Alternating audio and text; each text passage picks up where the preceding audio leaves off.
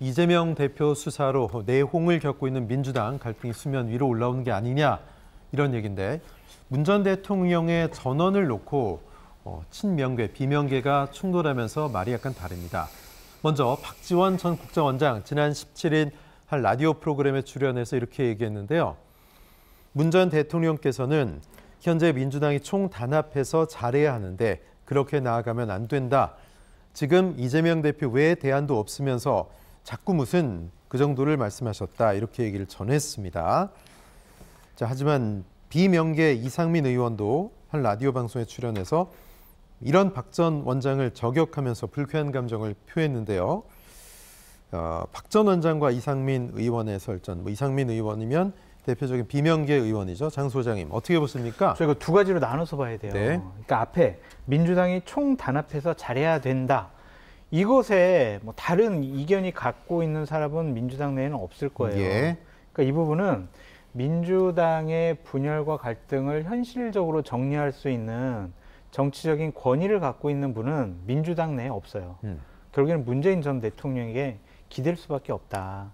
이것은 박지원 원장이 이재명 당대표에게 힘을 실어주기 위한 하나의 모멘텀, 어떤 액션을 취한 거다라고 볼 수 있는데 이것은 박지원 전 국정원장의 이중 플레이라고 저는 해석하고 싶어요. 왜냐하면 민주당 내에서 아니면 여의도 내에서 어떤 얘기가 돌아다녔냐면 박지원 전 국정원장은 민주당에 복당을 하면서 만약에 이재명 당대표가 흔들리거나 아니면은 비대위가 구성이 되면 결국에는 나밖에 없지 않느냐.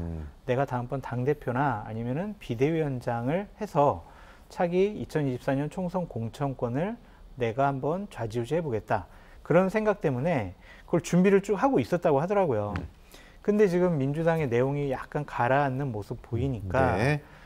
이재명 당대표에게 좀 힘을 실어주는 듯한 그러한 얘기를 문재인 대통령 입을 통해서 한 것이다 라고 볼 수밖에 없고요. 또 이상민 의원 같은 경우에는 대표적인 반명 인사 아니겠습니까? 그렇죠.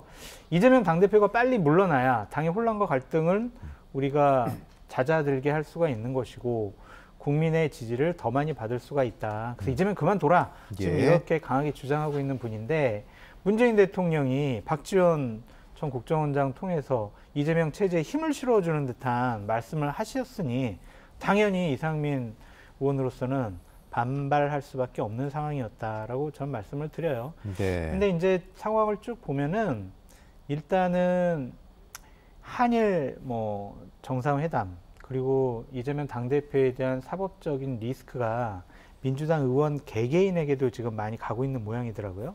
그래서 민주당 의원들이 상당히 위기감을 느껴가지고 지금 일단은 단합을 하자라는 분위기로 가는 것 같습니다.